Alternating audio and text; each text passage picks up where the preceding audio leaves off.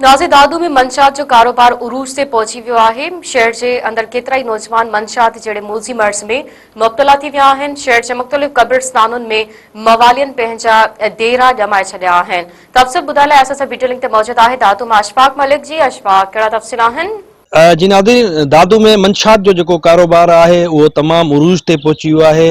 हिते हर गली हर घिटी में जो आहे मंशात वापराए थी पई, पर पुलिस जेका है वह ख़ामोश तमाशा ही बणियल है। हिन महिल असां जेको आहे मौजूद आहियूं दादू जे मशहूर जो कब्रिस्तान है लाल हिंदी, उते हिते भी जेको आहे मवालिन पंहिंजा हिन कब्रिस्तान में डेरा जमाए छॾिया आहिनि, जंहिंजे करे हिते जेकी फातह ख़वानी करण लाइ माण्हू अचनि था उहे तमाम सख़्त परेशान आहिनि।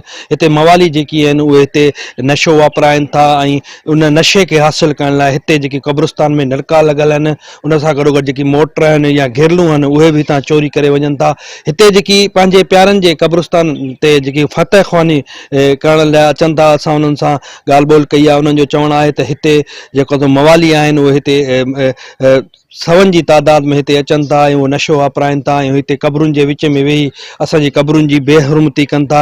ऐं हुननि जो इहो बि चवणु आहे त अहिड़ियूं जेकी शिकायतूं आहिनि असां बार बार हद जे थाणनि ते ॾिनियूं आहिनि, पर जेका पुलिस आहे हिननि जे ख़िलाफ़ का बि कार्रवाई नथी करे। हिते जेका मंशात आहे उहा खुलेआम विकिरो थी पई। हर केबिन हुजे या दुकान हुजे उते मंशात मिले थी, जितां ही बा आसानी सां जेकी मवाली आहिनि उहे मंशात वठी अचनि था ऐं हिते वापराइनि था, जंहिंजे करे केतिरा ई मवाली जेकी आहिनि राति जे टाइम ते बेहोशी वारी हालत में असांजे प्यारनि जी क़बरुनि जे मथां पियल हूंदा आहिनि।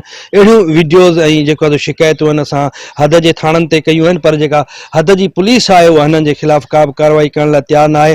हिननि DIG हैदराबाद ऐं SSP दादू खां इहो मुतालबो कयो आहे त हिते जेकी मवाली आहिनि, हिते जिन डेरा जमाया आहिनि, जंहिंजे करे हितां जे जिन जूं जेकी प्यारनि जूं क़बरूं आहिनि उन्हनि जी बेरहमती थियनि थी, उन्हनि जो नोटिस वरिती हिननि जी जेका मवाली आहिनि उन्हनि जे ख़िलाफ़ क्रैक डाउन करे उन्हनि खे गिरफ़्तार कयो वञे। ऐं उन्हनि जो इहो बि चवणु आहे त जेको दादू शहर जे अंदरि सरेआम जेका मंशात विकिरो थिए पई हले उन्हनि जे ख़िलाफ़ बि कानूनी कार्रवाई कई वञे। जी।